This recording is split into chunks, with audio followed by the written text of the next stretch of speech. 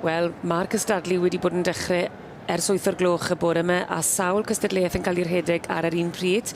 Ymddiheuriadau i ni newydd golli gweld yr huban coch yn cael ei rhoi yn categori y canol y cylch, sef i'r merlod mynydd Cymreig.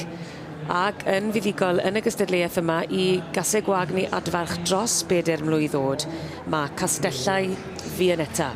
Dyna fe, eiddo Tracy Topless o Nottinghamshire, ond wrth gwrs wedi cael ei fagu gan Mr Pritchard. Mae tad wedyn penboeth tapdans ar y fam Castellau Violetta. Ac mi o ti Owen wrth dy fodd yn gweld Castellau Fianetta yn dod yn fuddigol yng nghategori y merlod mynydd Cymreig i Caseg neu Adfarch dros 4 blwydd o'd yn dod.